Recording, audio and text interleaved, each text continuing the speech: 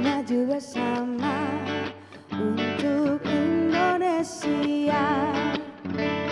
Keadilan merata di negaraku tercinta. Mari topang bersama, damaikan Indonesia. Rakyat adil sentosa seutuhnya. Di sini tempatnya untuk bersuara, rakyat Indonesia. Di sini ruangnya, solusi bersama, hukum di tengah kita. Di sini tempatnya untuk bersuara, rakyat Indonesia. Di sini ruangnya, solusi bersama, hukum di tengah kita. Hukum di tengah kita.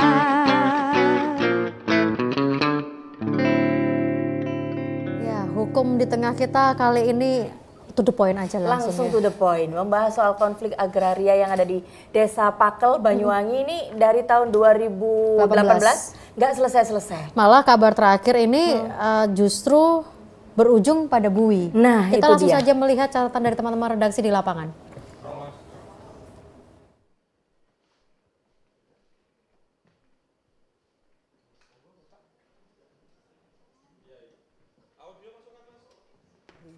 Singkat.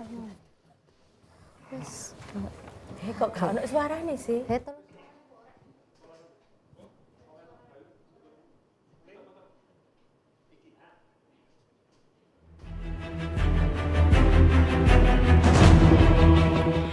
Inilah keempat pelaku yang diamankan Subdit 1 Keamanan Negara Kamnek Ditreskrimum Polda Jatim yang diduga menyebarkan berita hoaks atas kepemilikan lahan 400 hektar yang diserobot PT Bumisari di Desa Pakel, Kecamatan Licin, Kabupaten Banyuwangi.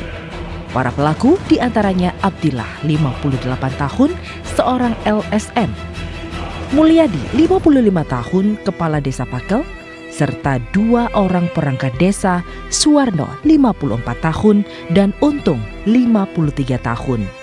Motif para pelaku diduga ingin menguasai tanah atas hak sertifikat HGB nomor 295 dengan cara mengajukan pembuatan sertifikat ke kantor BPN Banyuwangi dengan bukti kepemilikan akte tanah atas nama Sri Baginda Ratu 1929.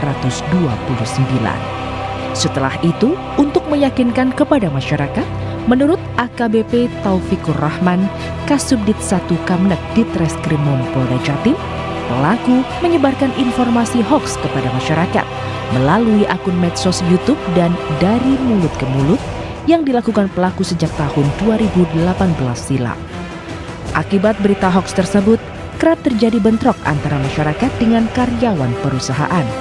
Selain mengamankan 4 orang tersangka, polisi juga menyita barang bukti berupa fotokopi akta penunjukan atas nama Sri Baginda Ratu tahun 1929, flash disk, dan handphone.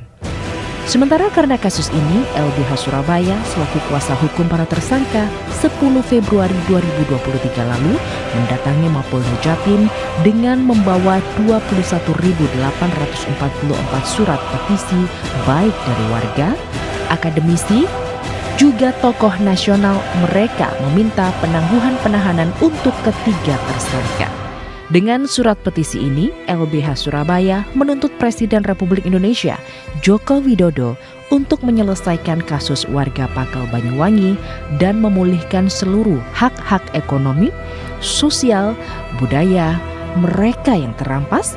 Mereka juga mendesak Kapolri juga Kapolda Jatim untuk segera membebaskan dan mencabut status tersangka untuk ketiga warga Pakel.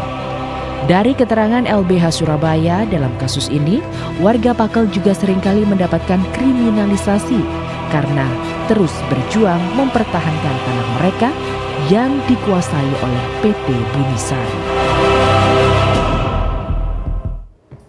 Ya, Mbak Indah, kita mungkin langsung saja ya. Tadi sudah kita dengar bagaimana catatan teman-teman di redaksi. Kita coba hadirkan para narasumber untuk kita bisa diskusi malam ini ya. Kita menyapa dulu. Yang pertama ada AKBP Ahmad Taufikur Rahman Ini Kasubdit 1 Keamanan Negara di Reskrimum Polda Jatim. Selamat malam Bapak. Selamat malam Pak. Waalaikumsalam warahmatullahi wabarakatuh. Terima kasih sudah hadir. Kemudian ada Bapak Hamamnudin SHMH. Beliau ini adalah kuasa hukum dari PT Bumi Sari Maju Sukses atau PT Bumi Sari. Pak Hamamnudin, Pak Nudin, selamat malam. Terima kasih sudah hadir. Kemudian juga di line Zoom ya, ada akademisi Fakultas Hukum Universitas Erlangga, ada Bapak Juni Arianto Kurniawan SHMA PhD. Pak Juni, selamat malam. Selamat malam Mbak Agnes, Mbak Indah, Pak Taufikur Rahman dan Mas Amaludin. Malam Pak. Matur nuwun sudah bergabung. Kita juga mengundang dari pihak BPN, belum ada kabar juga tentunya dengan pihak-pihak yang terkait ya. Dari LBH juga nanti akan mungkin akan ada konfirmasi berikutnya. Kita mungkin ke Polda Jawa Timur dulu Pak. Ini dari Polda Jawa Timur seperti apa Pak kronologisnya, karena Polda dituding melakukan kriminalisasi terhadap petani pakel di Banyuwangi. Baik, terima kasih Mbak Agnes. Kami dari Polda Jatim menangani laporan polisi ini awal dari laporan polisi yang ditangani oleh Polresta Banyuwangi. Yaitu tepatnya di tanggal 22 Agustus tahun 2018. Kemudian dari Polresta Banyuwangi telah menjalani tahap penyelidikan, dilimpahkanlah ke Polda Jatim. Kebetulan di subdit kami yang menangani. Pada saat kami melaksanakan penyidikan, kami berusaha mengundang dari 4 tersangka ini. Namun dari 3 tersangka, yaitu tersangka M, S, dan U itu kami undang 2 kali tidak hadir. Berdasarkan mekanisme hukum, tetap kami kumpulkan barang bukti yang ada. Setelah kami nyatakan lengkap, kami gelarkan untuk naikkan tersangka. Setelah naik tersangka pun, kami di bulan Januari memanggil ketiga orang ini. 4 orang dengan tersangka A, namun tersangka A yang bisa hadir. Sedangkan yang 3 tidak bisa hadir. Pak Taufikur Rahman, saya hold dulu sebentar sampai di situ. Nanti kita lanjutkan lagi setelah rehat ya Pak.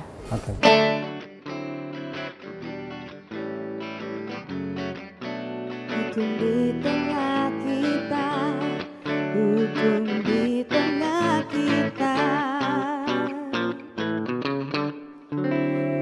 Ya Pak Taufikur Rahman, monggo dilanjutkan kembali. Mungkin secara singkatnya ini seperti apa? Karena kan dari 2018 ini baru ditangkap sekarang, dan sementara para petani ini dituding menyebarkan kabar hoax begitu Pak Taufikur Rahman. Jadi kejadiannya 2018 itu berturut-turutan di bulan Januari, bulan Mei, bulan Juli sampai bulan-bulan berikutnya. Kemudian terbit LP-nya itu di bulan Agustus tahun 2022 itu terbit LP-nya.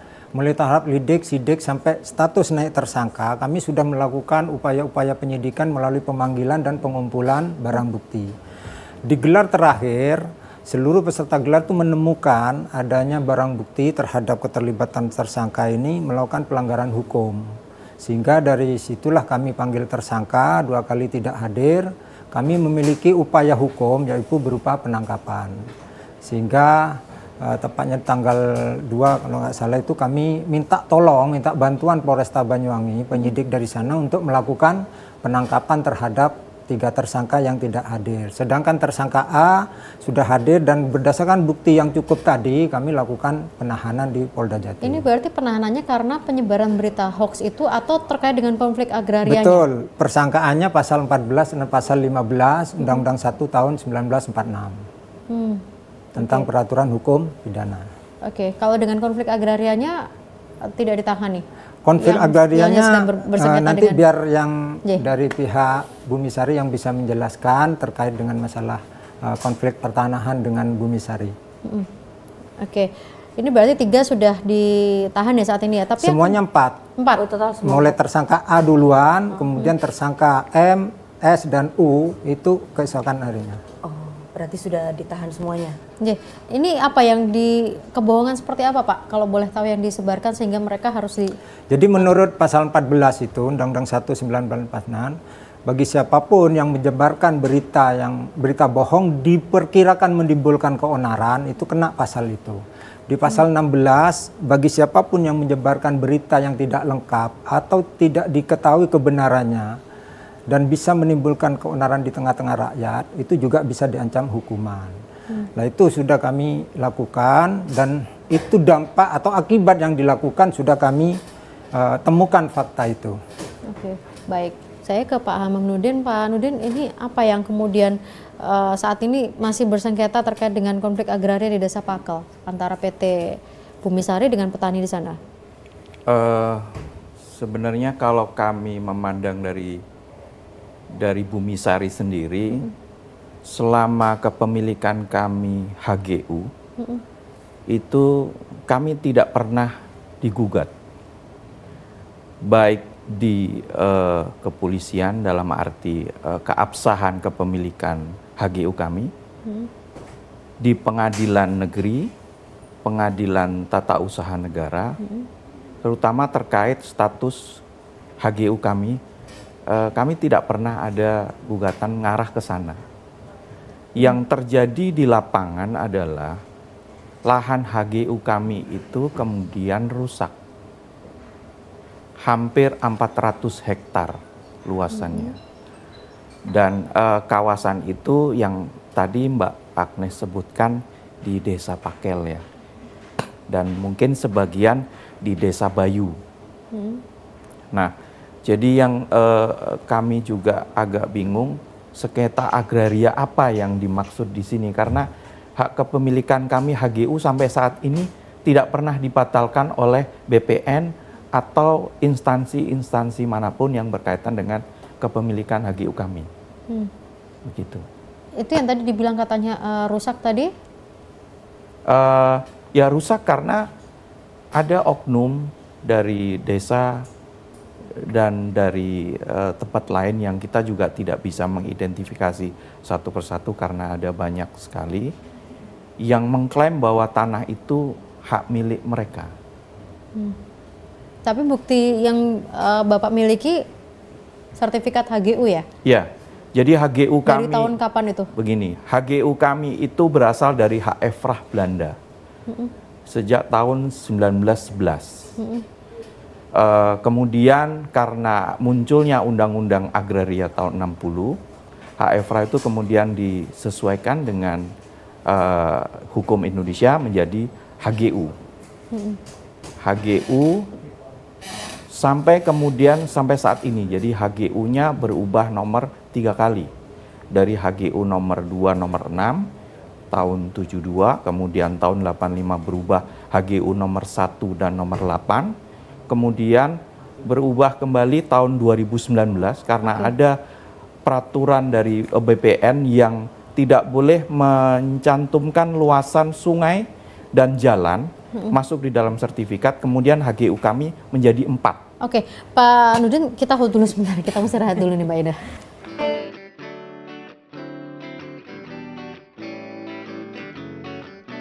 Hukum di tengah kita, hukum di tengah kita.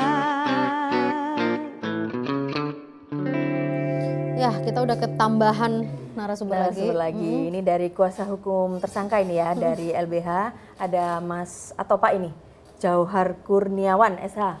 Mas Jauhar, selamat malam. Kemudian juga dari Walhi, Direktur Walhi Jatim, Mas Wahyu Eka Setiawan. Mas Wahyu, selamat malam. Terima kasih sudah hadir. Oke, saya mungkin ya lanjutin sebentar ke Pak Nudin. Pak Juni yang di line Zoom sebentar ya. Saya ke petani dulu yang ada di sini nih.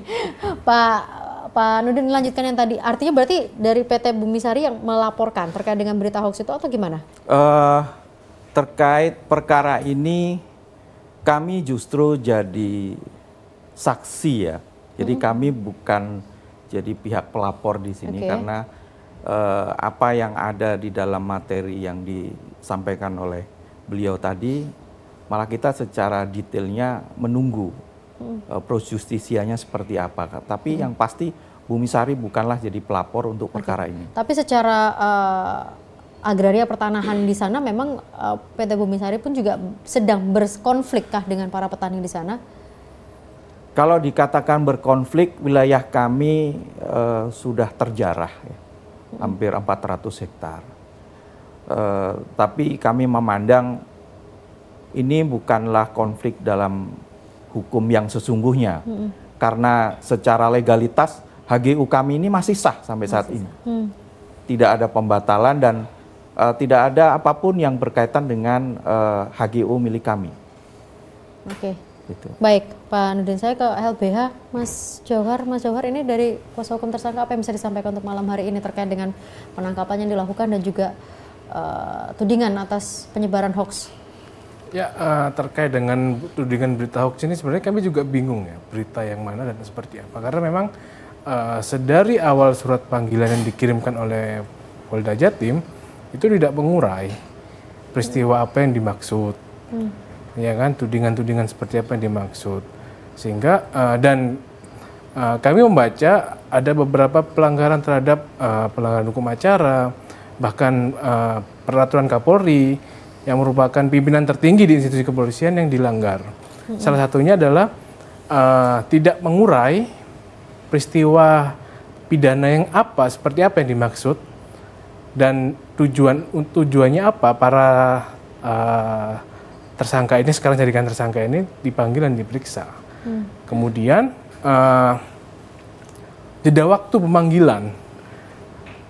pemanggilan itu cukup mepet, tidak sesuai dengan ketentuan KUHAP dan peraturan Kapolri itu tentang penyidikan tindak pidana. Yang pertama. Kedua,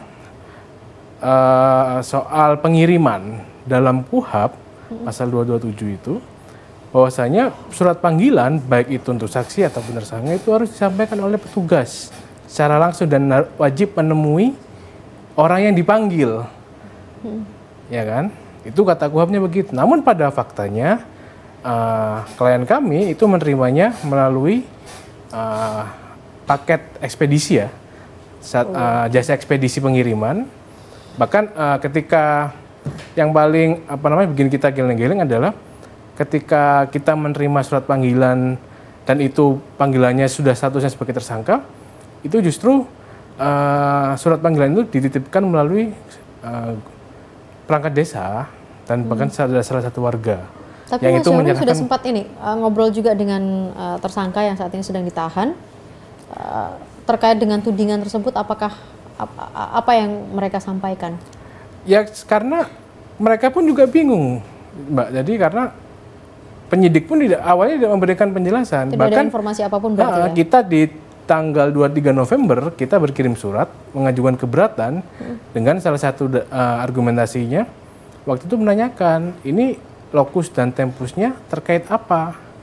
Namun tidak ada respon dari pihak Polda Jatim. Jadi sampai sekarang masih belum clear berita apa yang kemudian ditudingkan itu berita hoax gitu? Ya, kita sendiri juga masih bingung ya, belum clear ya ini terkait apa. Oke, baik. Pak Taufikur Rahman, sepertinya nanti kita akan konfirm ke Pak Taufikur Rahman, tapi saya ke Pak Juni sebentar. Pak Juni, yang ada Pak Juni, ini kalau kita melihat terkait dengan prosedur ataupun juga keberatan yang dimiliki oleh tersangka, mungkin ada tanggapan Pak Juni sebagai akademisi. Iya, Mbak Agnes. Jadi begini, para tersangka ini kan disangkakan dengan pasal 14 dan pasal 15 Undang-Undang Nomor 1 Tahun 1946, kan begitu. Ya, ini tentang penyebaran berita bohong yang terkait terjadinya keonaran, kan begitu. Nah, para tersangka ini kan ditahan, kan begitu.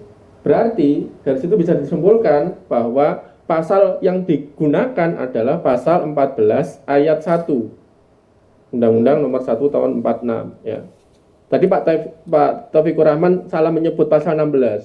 Kalau boleh saya ralat sebenarnya pasal 15 itu. Kalau pasal 16 itu kan tentang bendera kebangsaan. Nah, pasal 14 ayat 1 itu memang ancaman hukuman pidana maksimalnya adalah 10 tahun sehingga memenuhi syarat objektif dilakukannya penahanan. Tetapi harus kita telisik dulu, izinkan saya untuk mengkritisi bahwa pasal 14 ayat 1 ini pertama dia harus benar-benar merupakan terjadi suatu kebohongan, kan begitu. Jadi kebohongannya ini benar-benar nyata suatu kebohongan. Siapapun tahu bahwa itu adalah bohong. Jadi bukan suatu hal yang sifatnya debatable lagi, kan begitu. Ya kan? Jadi misal nih kayak dulu ada isu Jokowi PKI. Itu kan jelas bahwa itu adalah suatu kebohongan. Berbeda lagi kalau semisal dengan tuduhan Jokowi misalnya tidak lulus UGM. Lah kan tidak langsung dituduh sebagai suatu berita kebohongan, kan harus ada cross check terlebih dahulu. Pernyataan dari pihak-pihak terkait dari UGM dan lain sebagainya sebagai alma mater tempat Presiden Jokowi melakukan studi. Sama seperti ini. Jadi menurut saya harus hati-hati untuk menentukan kebohongan apa. Terlebih lagi jikalau sebagaimana merujuk kepada keterangan dari Mas Jauhar tadi, kalau kebohongan itu tidak dijelaskan apa, ya itu sumir sekali. Satu hal lagi yang terpenting Mbak Agnes, pasal 14 ayat 1 ini adalah delik material. Artinya keonarannya harus benar-benar terjadi. Kan begitu. Dan harus ada hubungan sebab akibat yang kuat antara berita bohong yang disebarkan dengan keonaran tersebut yang terjadi. Baik. Itu dalam aspek pidananya kan begitu. Oke, Pak Joni, saya hold dulu sebentar, saya ke Pak Taufikur Rahman untuk mungkin lebih mengklirkan lagi berita bohongnya itu seperti apa. Baik, terima kasih. Ini dari yang Mas Kurniawan dulu tadi. Monggo. Ya. Tadi mempermasalahkan terkait masalah surat panggilan, kami melewati Polresta Banyuwangi untuk minta bantuan mengirimkan ke sana. Dan kami harap surat panggilan itu nyampe. Seumumnya tidak nyampe, maka ada petugas atau kuasa hukum yang bisa mengklarifikasi datang kepada penyidik. Suatu contoh panggilannya Pak Abdullah yang pada saat itu tidak bisa hadir, maka kuasa hukumnya hadir memberikan penjelasan tentang ketidakhadirannya itu. Nah pada saat itu kami tunggu juga tidak ada. Itu yang pertama. Kemudian yang kedua terkait masalah pasal berita bohong tadi. Tadi menyambung dari apa yang disampaikan oleh narasumber tadi berkaitan dengan masalah delik material. Jadi dari apa yang disampaikan oleh para tersangka ini, baik di bulan Januari, bulan Mei, bulan Juli, berita-berita yang disampaikan ini sebelumnya sudah diklarifikasi. Diklarifikasi ke KLH Jakarta, ke Seknit Jakarta, ke BPN Banyuwangi. Semuanya yang dijadikan bahan yaitu berupa surat sertifikat Sri Baginda Ratu 1929 itu semuanya itu tidak ada data yang real, tidak ada legalitas yang bisa mengungkapkan terhadap sertifikat itu. Namun itu tetap disampaikan kepada masyarakat sekitar itu sehingga masyarakat itu percaya penuh bahwa mereka adalah merupakan ahli waris daripada tanah yang ada di Pakel kemudian dikelola oleh PT Bumisari. Atas dasar kepercayaan yang penuh itulah akhirnya mengklaim bahwa masyarakat situ merasa memiliki, sehingga banyak kejadian-kejadian yang terjadi akibat pengumuman yang disampaikan tadi. Di antaranya ada pengrusakan, ada sampai terjadi kekerasan, pemukulan, dan itu terjadi atas korban namanya Misriono itu. Bahkan pelapor ini pun juga merupakan bagian daripada kelompok itu yang dulu terprovokasi juga melakukan penahanan, dan 2 kali dia dilakukan sidang di pengadilan, dinyatakan terbukti dia melakukan pengerusakan banner, penebangan pohon, kemudian melakukan pengukuran secara sepihak, pemetaan dan sebagainya. Dan itu memang diakibatkan karena adanya berita-berita pengumuman melalui sertifikat Sri Baginda Ratu yang belum jelas legalitasnya tadi. Itu yang perlu saya sampaikan, dan bukti secara real yang disampaikan oleh narasumber tadi, memang secara material bukti itu ada terlaksana akibat daripada pemberitaan atau penyampaian berita yang disampaikan oleh keempat tersangka tadi. Mas Jauhari mungkin ada tanggapan secara singkat sebelum kita jadi terkait dengan akte Sri Baginda Ratu atau yang biasa disebut warga akte 1929 itu ya, secara fisik memang ada. Namun apakah itu dianggap tidak kompeten, apakah tidak jelas legalitasnya? Nah, tentu kita tidak memiliki kewenangan untuk menjelaskan itu. Dan warga meyakini itu adalah izin kolektif, dan itu bukan izin perorangan, tapi izin kolektif untuk membuka lahan saat itu, 1929. Nah, selain itu juga di tahun 2018 BPN Banyuwangi juga menerangkan wilayah perkebunan Bumisari tidak masuk desa Pakel. Itu yang ngomong BPN dalam surat resmi. Ada suratnya? Ada. Resmi, ya. Ada. Oke. Tapi tiba-tiba 2019 muncul HGU. Nah itu kita sengketakan informasi. Oke, saat ini sedang disengketakan juga ya? Sengketa informasi untuk kita melihat informasi penerbitan HGU itu. Oke, kalau memang ada yang keberatan soal Akta 1929 silakan diuji kepada pihak-pihak atau lembaga yang berwenang. Bukan melalui proses pidana seperti ini, begitu maksudnya? Oke, kita lihat dulu sebentar.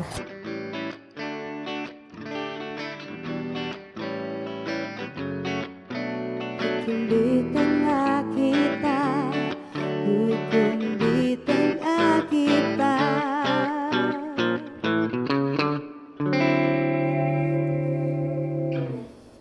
Jadi bingung ya. Memang rumit karena memang dari tahun 2018 dan kalau bicara tentang konflik agraria ya memang harus merunut satu persatu, dan dari kuasa hukum tadi mengatakan seharusnya diuji bukan dijadikan jadi tersangka kayak gini itu. Kita ke kuasa hukum dari PT Bumi Sari, Pak Nudin, monggo mungkin menanggapi apa yang tadi disampaikan bahwa ini sudah dari PPN sudah resmi, kemudian entah gimana tiba-tiba muncul HGU begitu ya, dan itu sedang disengketakan. Sengketa informasi. Disengketa informasi. Monggo. Saya ingin menanggapi apa yang disampaikan beberapa teman-teman saya di sini, termasuk dari ahli tadi yang menyampaikan bahwa kami sampai saat ini tidak pernah digugat. HGU kami tidak pernah digugat, baik oleh teman-teman Walhi atau teman-teman LBH. Jadi gini, saya luruskan sebentar. Saya belum selesai, Oke, saya belum selesai, kan kita gantian. Jadi kalau Anda memandang bahwa akte itu sebenarnya berkaitan dengan sesuatu yang kita sendiri tidak pernah lihat. Tidak pernah juga kami konfirmasi kepada BPN apakah akte 29 yang disebut-sebut itu punya legalitas. Dianggap sebagai sebuah hak kepemilikan. Makanya jangan dibalik kalau kemudian bicara mengenai akte 29, harusnya yang merasa mempunyai klaim, silakan gugat kami. Mari kita uji sama-sama berdasarkan apa yang Anda yakini sebagai landasan untuk melakukan aktivitas di sana. Tapi sampai saat ini tidak ada gugatan ke HGU kami. Meskipun sudah 3 kali tadi ya? Iya, perkara sengketa yang dimaksudkan oleh Mas tadi itu sengketa informasi saja yang berkaitan bagaimana prosedur penerbitan HGU kami. Tapi itu pernah diterima juga oleh Pak Nudin kah? Bukan sengketa antara kami ya, karena itu teman-teman menggugatnya di BPN, bukan kita yang. Ya, artinya sebagai informasi apapun dari pihak Bumi Sari tidak dipanggil juga ya? Iya, kalau kami HGU itu kan sesuatu yang diterbitkan oleh pemerintah. Tentunya prosedurnya juga sudah diuji sesuai dengan SOP atau peraturan yang ada. Oke. Nah, sepanjang bahwa diperintahkan oleh undang-undang dibuka, silahkan dibuka. Karena yang Mbak Agnes dan teman-teman pemirsa ketahui, kami ada itu sejak 1911. Sedangkan klaim yang katanya akte itu katanya baru tahun 1929. Nah, dari dulu wilayah kami ini kebun, Mbak. Bukan hutan. Kuat non, kalaulah akte itu memang benar ada, silahkan dicek di mana lokasinya. Karena kami pernah membaca kopi dari akte, karena aslinya kita juga tidak pernah tahu. Di sana luasan batasan-batasannya itu kebun kami. Jadi kalau misalkan kemudian diklaim bahwa akte itu masuk di wilayah Bumi Sari, tidak benar. Silahkan kita tunggu kalau memang ada keinginan teman-teman untuk menguji soal kepemilikan. Oke. Mas Jauhari menanggapi sebentar. Ya, jadi memang ini tadi berangkat dari surat dari BPN Banyuwangi 2018, kita mengajukan sengketa informasi ya, untuk melihat dan mengukur soal prosedur penerbitan HGU yang muncul di tahun 2019. Dan oleh Komisi Informasi itu memang permohonan kita dikabulkan, diminta dibuka, namun BPN Banyuwangi mengajukan keberatan ke Pengadilan Tata Usaha Negara. Sampai saat ini masih berproses. Jadi istilahnya secara aspek informasi, sengketa informasi ini sedang berproses di pengadilan. Masih berproses. Oke, baik. Mas Wahyu?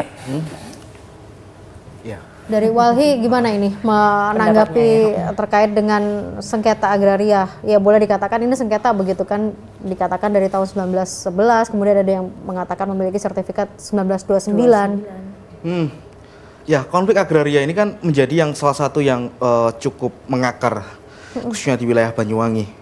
Kita tahu ada di utara, juga dengan perkebunan, Wongsorejo, Alas Buluh, termasuk kawan-kawan kami, Organisasi Petani Wongsorejo Banyuwangi, belum lagi di wilayah lain, dan salah satunya di wilayah Pakel. Dan itu sudah cukup lama begitu. Terutama kalau kita lihat dari istilahnya, kalau kita meminjam salah satu istilah ada Braudel begitu, Longwedure. Longwedure itu sejarah jangka panjang, gimana kita harus melihat dari lacak sejarahnya. Nah, kita ngelihat dari kolonial. Kolonial masuk di wilayah kawasan hutan, muka, kebun waktu itu. Dan salah satu kebun juga di sekitarnya juga ada permukiman, salah satunya adalah warga ataupun orang ataupun yang tinggal di sana begitu. Dan beberapa juga orang-orang yang berada di wilayah perkebunan. Nah, memang sejarah penguasaan di wilayah kita begitu, itu sejalan dengan sejarah peminggiran manusia.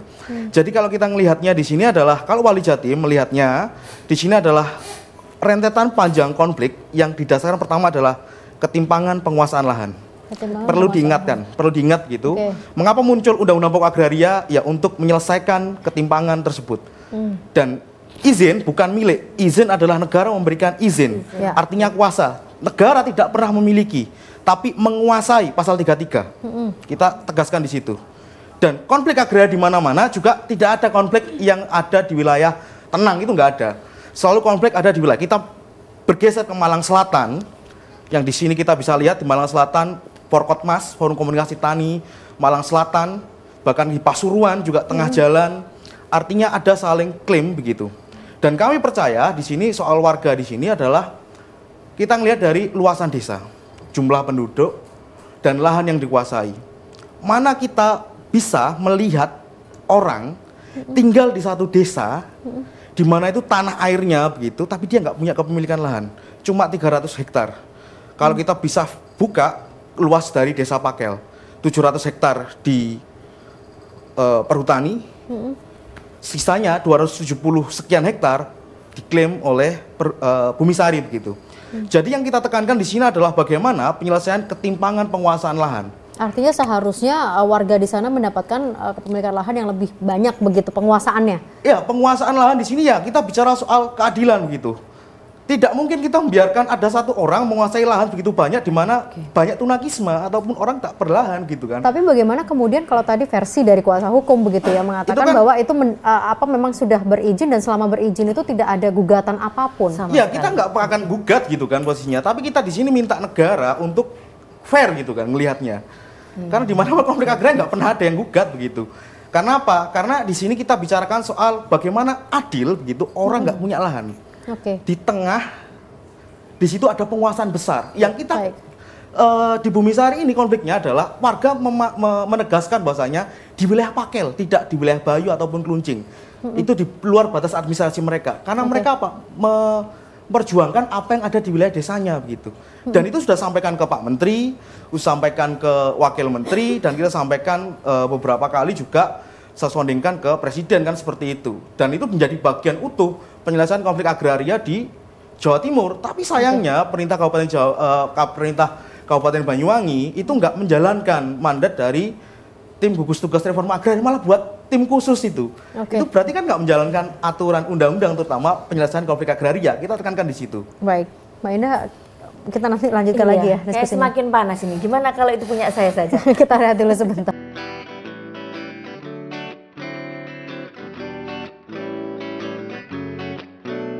Di tengah kita, hukum di tengah kita.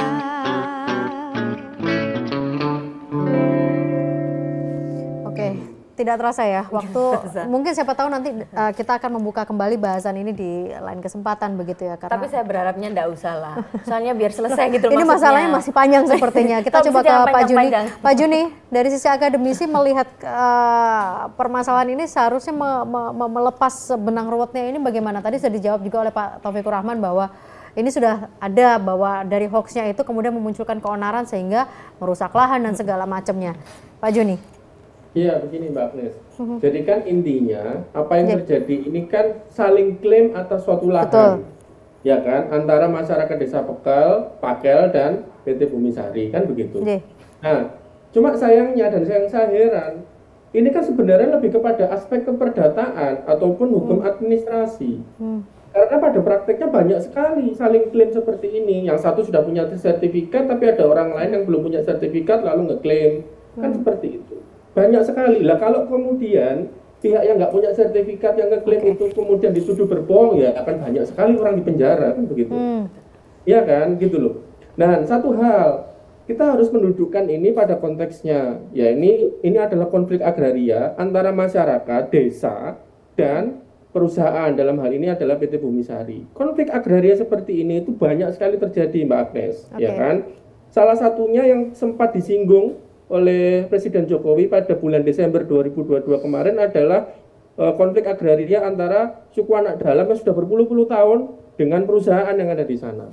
Yang pada saat itu berhasil diselesaikan oleh Kementerian ATR, berdasarkan klaim Presiden. Artinya apa?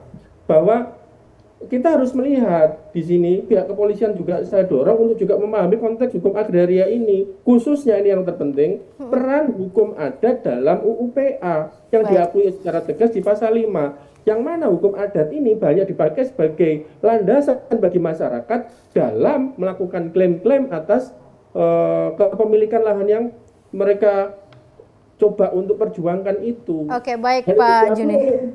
Termasuk dalam hal pembuktiannya, begitu Mbak. Baik, terima kasih. Mohon maaf banget karena waktunya singkat, tapi kita sudah dapat poinnya. Nanti Pak Taufikur Rahman juga akan menjawab. Saya ke kuasa hukum Pak Nudin, mungkin juga ini ada beberapa yang menanyakan bagaimana nasib buruh yang ada di perkebunan saat ini. Baik. Jadi buruh kami itu total ada sekitar 1.200. Dan mereka bukanlah orang-orang lain. Mereka adalah warga sekitar. Yang ada di situ juga? Ada di situ juga. Selama ini, sejak kami membuka lahan perkebunan dari sebelum Belanda 1911 itu, tidak ada konflik apapun. Dengan desa-desa sebelah termasuk dengan Pakel tidak ada masalah.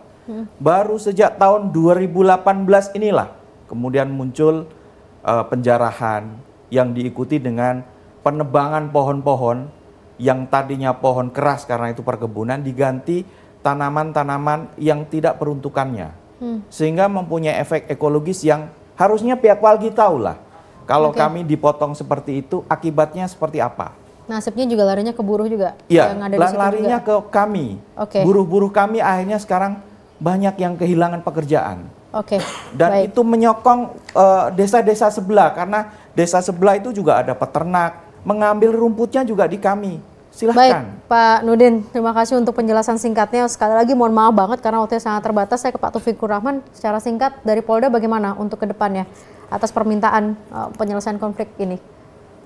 Jadi gini, kalau penyelesaian konflik itu setelah saya menggali informasi dari berapa pejabat dari Polresta Banyuwangi, sebetulnya ada tim terpadu yang sudah terbentuk di sana, yang terdiri dari Forkopimda. Bahkan sebelum tim terpadu ini terbentuk, ada 23 laporan polisi yang masuk ke Polresta Banyuwangi, dan 23 laporan polisi ini sudah digelarkan sampai Bareskrim. Dinyatakan bahwa ini cukup bukti untuk dinaikkan ke proses penyidikan. Nah, karena bentuknya tim terpadu supaya konflik ini selesai, 23 laporan polisi ini sempat mandek sampai sekarang belum digerakkan supaya kinerja tim terpadu ini masuk ke sana bisa bekerja efektif.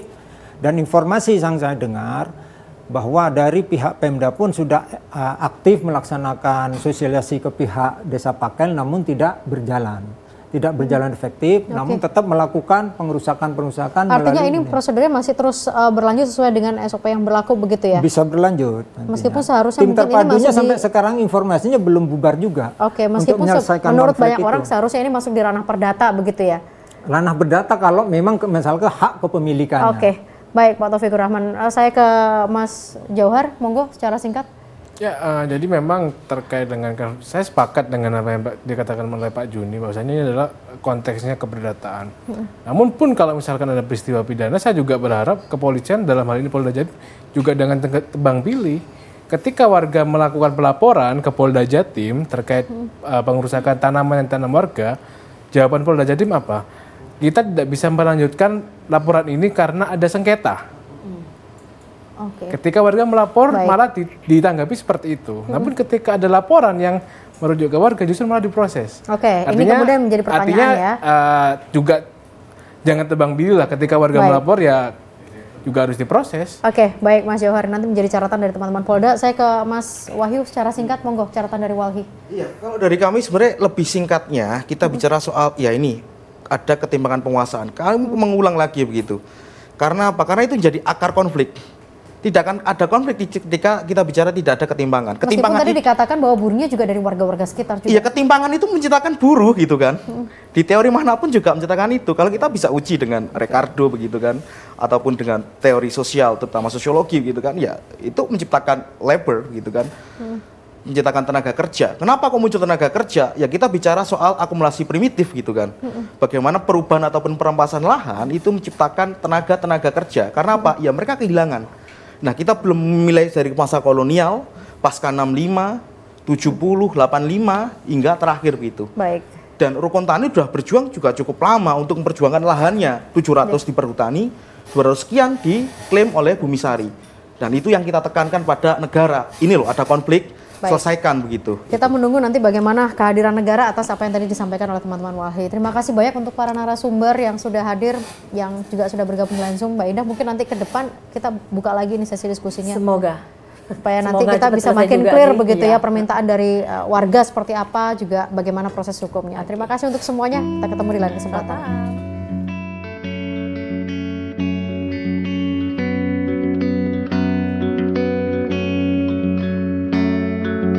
Halilintar bersautan yang berhembus untuk daun. Bel angin terus berbunyi, saling menimpali dengan suara air. Aku petik gitarku di sore hari rindu.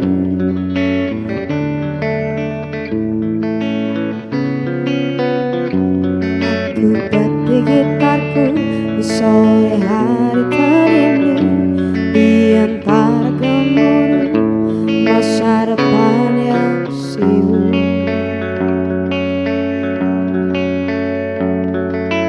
Kabut di seberang